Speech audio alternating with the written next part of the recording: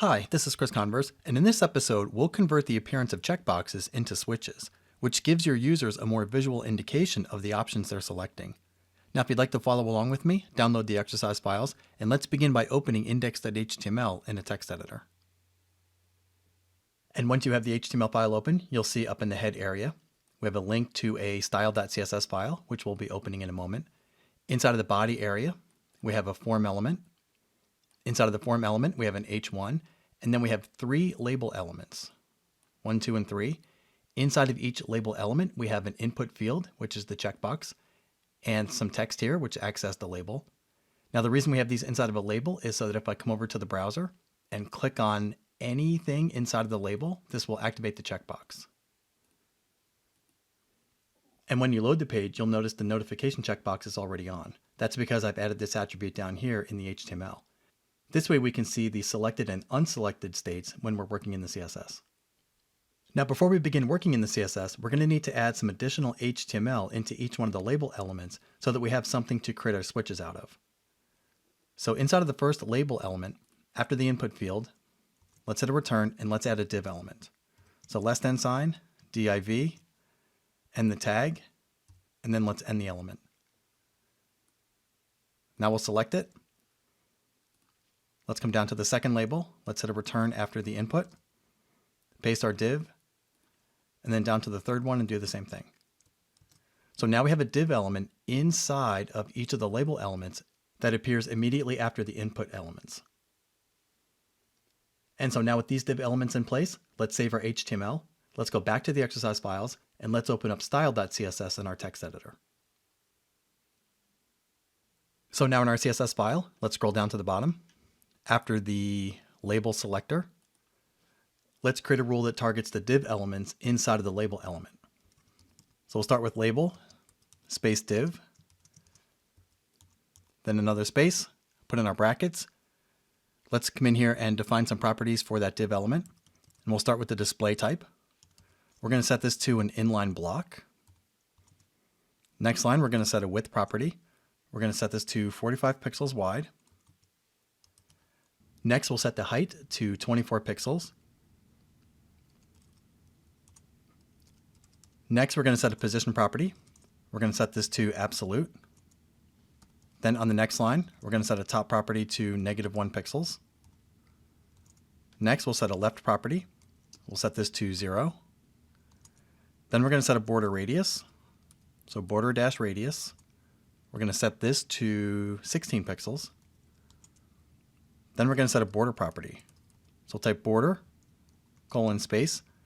First property is going to be the size. We'll set this to 2 pixels. For the style, we'll set solid, then a space. Then for the color, we'll use the RGBA color space. So RGBA, put in our parentheses.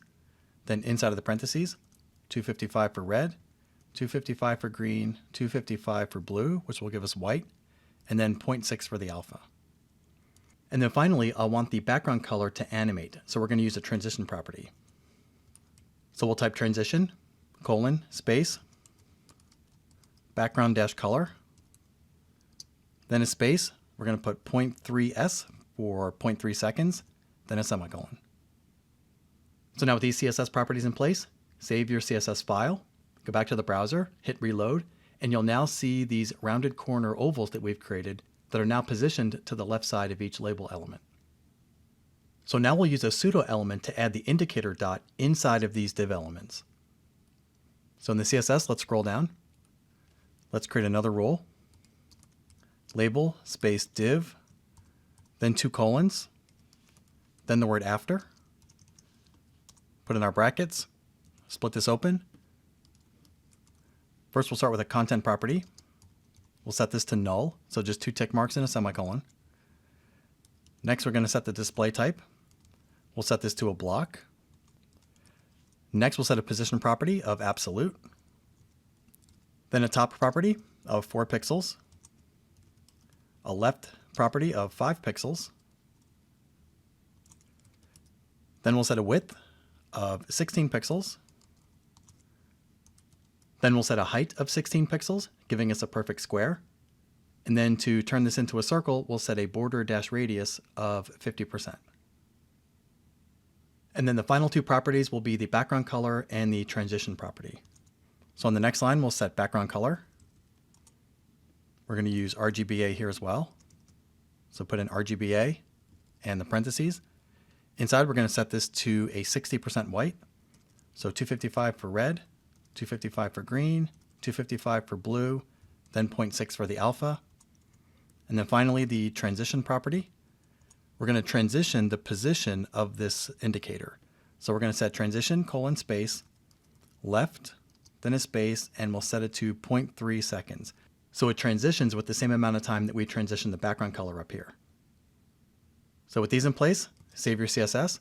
If we go back to the browser, we'll now see that the indicator is now inside of the ovals for each one of the elements. And so now we need to move our indicator based on whether or not the checkbox is in a checked state. And we'll use the adjacent sibling selector to do this. So back to our CSS, after our pseudo element, let's come in here and let's type label space. Then we'll target the input elements, then a colon, then type the word checked. So this is a pseudo class that an input gets if it's in its checked state, then a space, then a plus sign, and then div. So what we're doing here is targeting that div element that appears immediately after the input field. So if the input field is in its checked state, we can target this div element. So next we'll put in our brackets. We'll split this open. The first thing we'll set is going to be border color. And we're going to change border color to £, and 3 Fs. And then next we'll change the background color to be green. So background color, :space. Here we'll just use the RGB color space. And inside of the parentheses, for red, we're going to set this to 0, 200 for green, and 0 for blue.